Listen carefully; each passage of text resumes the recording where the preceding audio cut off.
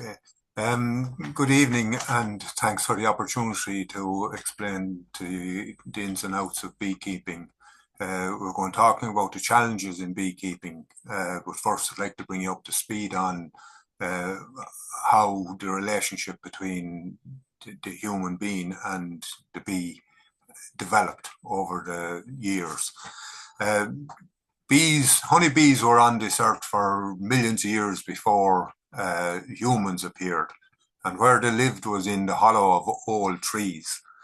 Uh, a tree, as it reaches its maturity, it starts to decay from the center out, and when a branch would fall off, here's a slide now showing where a branch broke off a tree and it gave access to the hollow inside. Uh, the bees would occupy that, draw out honeycomb, and they'd have a snug, dry, and secure home to live and develop in for their lifetime. Um, as time would have gone by, those trees would have collapsed and hit the ground. Our ancestors in our hunter-gatherer stage of development would have come across those trees and discovered the honey and developed a taste for it. As the human developed and learned to progress, they try to farm the situation, and they would have discovered that the hive in the tree would swarm. It was their way, when swarms would be the bees' way of increasing and multiplying, the same as a cat would have kittens. Here you have a slide showing a swarm landing on a bush. That would be part of the process. The swarm would leave the hive, land on a bush, and scouts would go out looking for a new home. And then they would relocate to that new home. The human being at the stage learned how to make skeps, which would have been at the time made out of grass or laterally straw. And they would have learnt by putting a piece of old comb into a skep, it would attract the honeybee as a colony into the skep and be able to live there. The issue with that is that the honeybee would, to support the comb in the skep, they would stick it to the sides of the skep, which meant it was impossible to get the honey out without destroying the colony. That became an issue for people as they developed to want to have a less of a negative impact on wildlife around them, and they worked then to try and develop a system that they were able to get honey without actually damaging the hive itself. Here we have a slide showing bees that were in a roof of a house, and they've drawn out the honeycomb every which way. They stick it to the sides of the timber frame to support it. But in between those strips of comb, there's a common space, a space between each piece of comb. And that space allows two bees to pass by, one on each comb. And when that was identified, a guy by the name of Brewer put a measurement on it, and a guy by the name of Langstrot got the idea that if he built a box and made frames like a picture frame and suspend them in the box, leaving this bee space all around, that it's a possibility that the bees wouldn't stick the frames to the side of the box. And that is what exactly happened. Here you have a drawing of a national hive, a particular hive, and the various parts of it. A hive is not made like a wardrobe or a press or that. It's made in sections that can be separated for cleaning and examining the hive and all of that. It's more like a piece of Lego. So this piece, they're about 18 inches square, and the bottom piece is a floor. Next thing on top of that then is a brood box. And in that brood box, you have frames, like picture frames hanging. In that particular one, there'll be 11 of them. And that is where the colony would overwinter. You'd have the queen, they'd have stores, which is food, and the bees themselves. And the roof then would come down over that like the lid of a shoebox. In the springtime then, when that colony would start to build up, they would put a queen excluder on top of the brood box. And that would keep the queen down in the bottom. She wouldn't be able to get up through the queen excluder, but the worker bee can. On top of that then is a super. There'd be a shallower box, and in that there'd be other frames, and that is where the bees would store the surplus honey. At the end, if you were lucky enough, then you could have a separate second super filled if you had a good colony in a good location in a good year.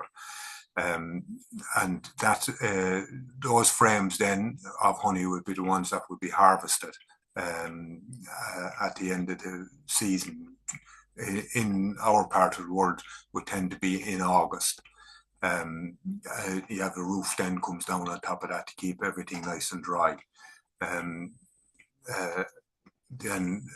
When this here now is a slide of looking down with the roof removed, and those strips of timber are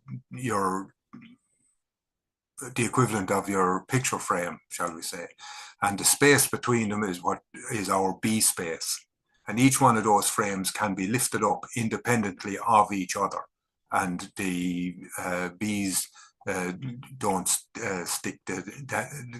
The comb has support in each frame, independent of each other. And they're the frames that are used then to, in the brood boxes where the bees live, to store honey around the nest itself for immediate use. And all the baby bees are reared in the brood box.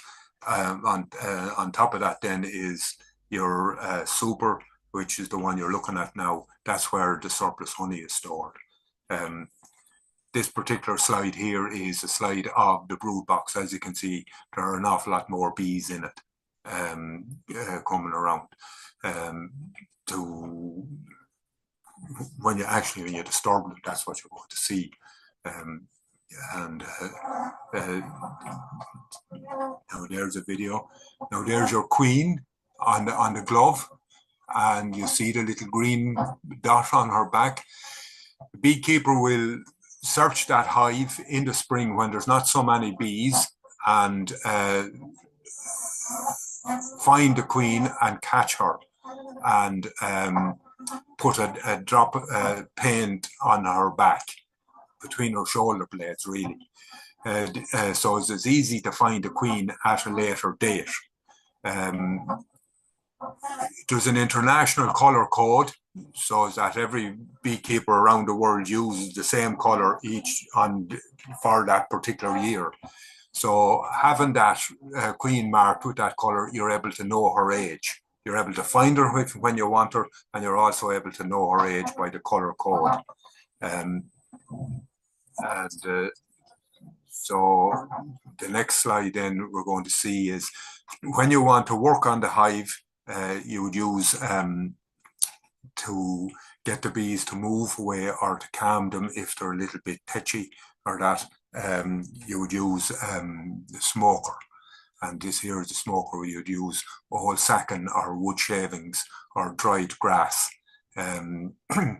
it wouldn't be hot, it would be cool, and you just use a minimum of smoke. To early in the season, you use no smoke. It's not necessary. The bees will be calm enough to be able to be handled without anything like that. Here is an apiary, and people working on this apiary. We have a young lady with the name of Claudia there handling a frame of honey. That's capped honey. When the bees have the honey matured and stored in the frame, it's covered with a sheet of wax to keep it from absorbing moisture.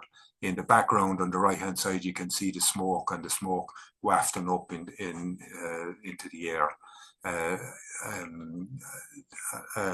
When the honey then is removed at the end of the season,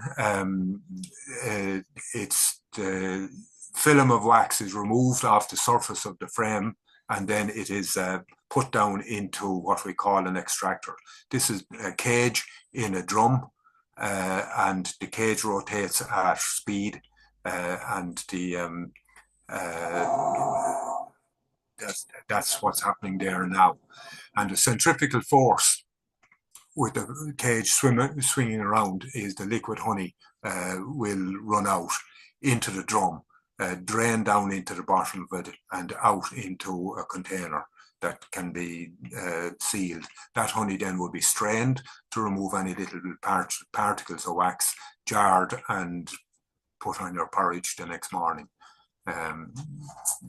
That's the sequence of events in how we handle bees and we get the honey from it. The important thing then for the bees is food. What do they live on? They live on pollen and nectar. If they have no pollen, you have no bee food, and you have no bees being born. So a source of pollen is very important, and the source of pollen from early in the season until late in the season. From about February on, once the temperature comes above about 10 degrees, any of the days that it will be above 10 degrees, the bees are out. One of the first sources of pollen are snowdrops, and hellebores will be another one. They will have pollen stored in the hive over winter, but they love fresh pollen. So a source of pollen early in the season is very important. And hellebores will be another one. Flowering currant, skimmia is another one, cotoneaster. And a source of pollen throughout the months, not just the one. You'll hear a lot of talking about wildflower meadows and all of that in the summertime, but it is important that they have pollen early in the season and late on into the season. If people have small gardens or whatever it is, they don't have the acreage or the size for wildflower meadows, but they can have the opportunity of a little spot where they can have a shrub. And some of those things, cotoneaster is another one. It can be grown against the wall. It provides fabulous amount of early in the season of pollen, and it also has the advantage of berries in the autumn for the wild birds and that. The next slide then comes along and shows you it is what we used to call fir bush. Fabulous source of pollen early in the season, but that particular plant produces very little nectar. So not all plants produce the same quality or quantity of either pollen or nectar. So a variety is the name of the game, not just one source. Trees are possibly the most important source of both pollen and nectar. The old saying is one tree is worth an acre of flowers. Due to their deep root system, they're not affected by drought, which flowers can be, because if you have drought conditions, you don't have moisture and the plant can't produce nectar. So a mixture of stuff is there.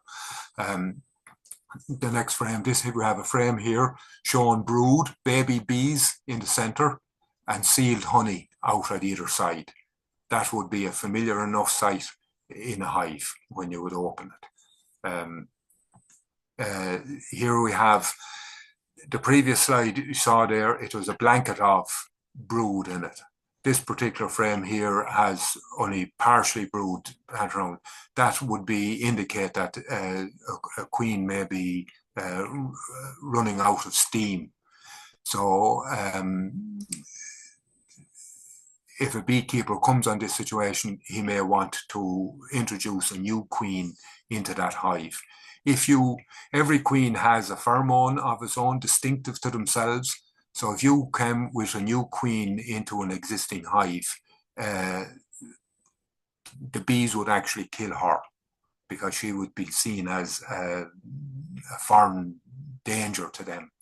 So to overcome that difficulty, a beekeeper will put the queen in a cage, that yellow plastic container on the right-hand side. The nurse bees are able to feed the queen through that, but the other bees cannot get at her.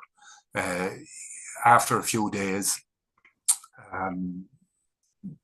her scent would even out through the hive, and the bees would come to accept her. So the beekeeper would open the hive at a later date and release her, and away you go.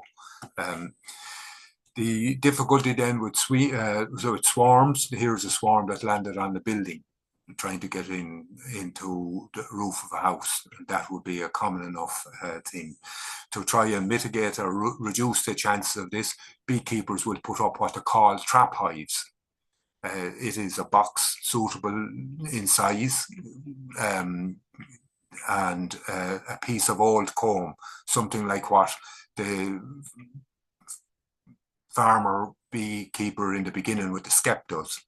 And the scent, a colony looking for, a swarm looking for a new home would be able to pick up the scent of the old comb in the box, and in you go. The first slide there is off the shelf, brand new one. The second one is something that was put together in a hurry. But so long as it is dry, sufficiently big enough and dry, and a bit of old comb or something with lemongrass oil, you stand a good chance of catching a swarm. And many's the beginner beekeeper started off by doing that. So there is a swarm after arriving and just going into the hive. Into the hive. A beekeeper will then come and get that the bees from that box and put it into a conventional hive where there are frames that are able to be manipulated at a later date. In the box, you just leave them plenty of space, and the bees in their own mind are looking at the hollow in a tree, and that they have plenty of space to draw out comb. So this here is a slide where Darrell and myself, he's our chairman, are doing a presentation, and the gadget on the my right hand side there is an observation hive. That in that observation hive is a frame of bees behind glass, protective glass, and you have a sample of sealed stores, brood, bees, and the marked queen. And we would put that on display to show to members of the public or pupils in a school or wherever. On Saturday at the farmers market in Carlow, that will be on display and shown it to the public. The brown beehive underneath that there is a model. It's one that Shane made, and we are able to demonstrate that and demonstrate the frames and the bee space to the public also. And here we have, as part of our activities, we would run honey competitions, a tasting competition for our members, just to keep their interest alive. And here we have Claudia, the girl that appeared earlier in the slide, receiving a prize from Paul Boyle. Paul is the highest qualified honey judge in the world, and he's living up in Navan, I think. A real down-to-earth man, and a great source of advice and encouragement for our members throughout the country. I meant to say earlier there that our FIPCA is our national organisation, and they produce a monthly magazine with all sorts of advice and that, and to give you plenty of scientific reports, and where you're able to follow up on some the latest developments in the beekeeping world. In times gone by, the pastime seemed to have been populated by people of a certain age. Just to let you know, it can be a family affair. So here we have Shane, Evan, Sam and Claudia Kavanagh. Shane is powerhouse of the Carlow branch of the Carlow Beekeepers at the moment, ably supported by his family. We were relocating somebody's bees at that particular stage there. So that would be pretty much a pen picture of the activities, or how beekeeping. This here is an apiary where we have stands and hives left on stands in a nice secluded spot, and the bees can come and go in peace.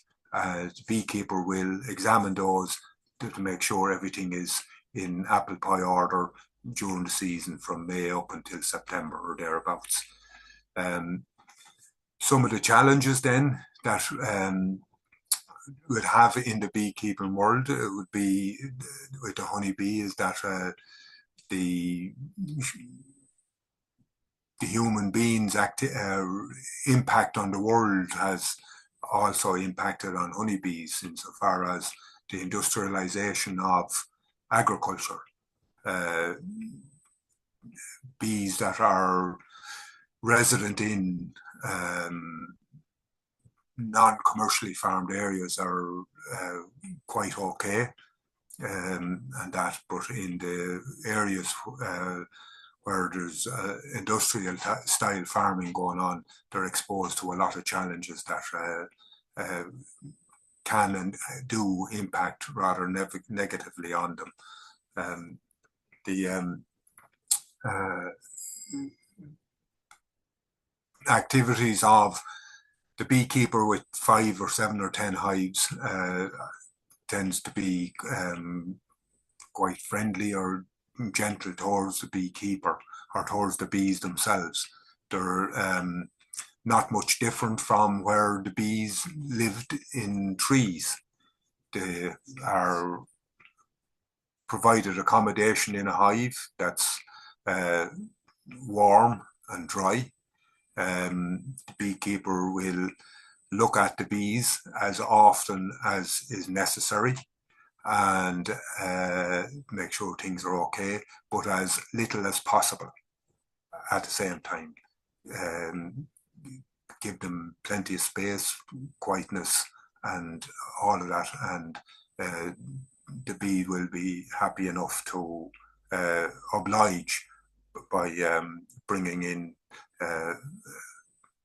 sufficient nectar to convert into honey.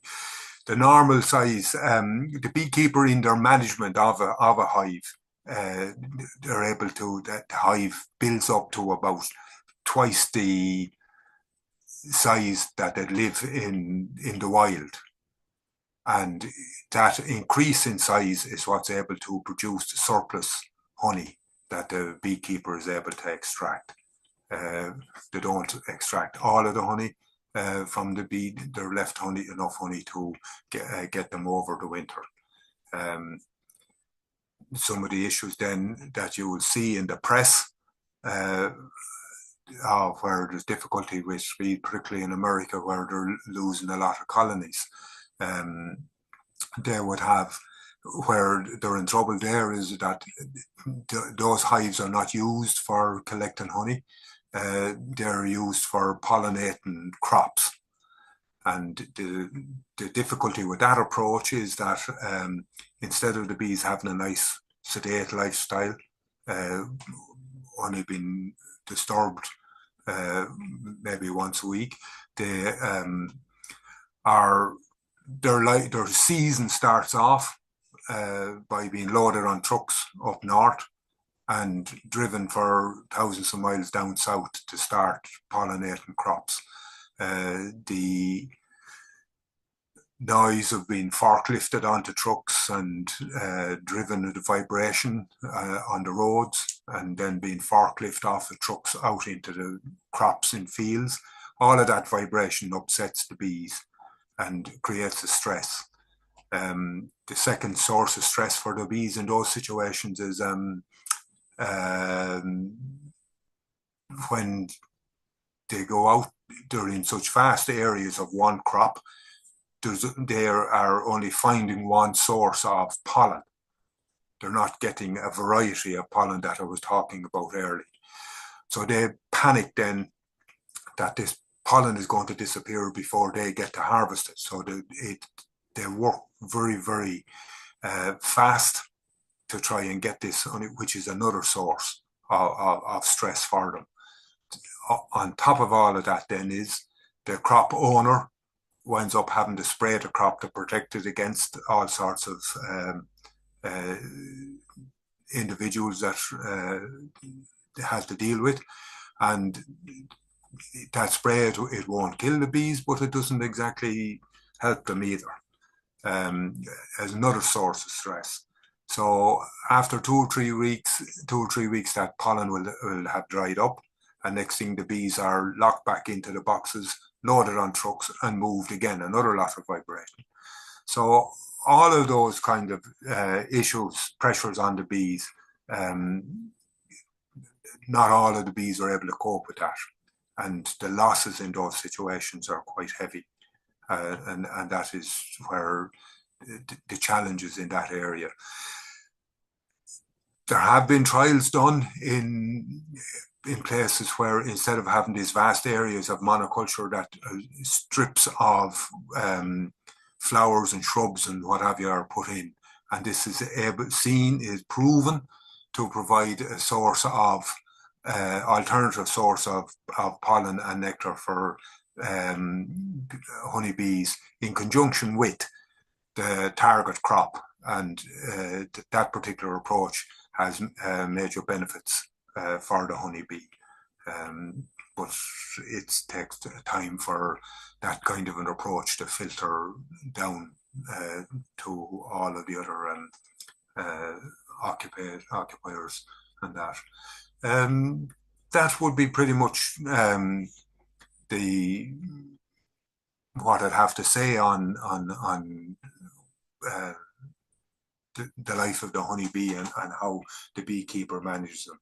I'm open to any questions now that anyone would have.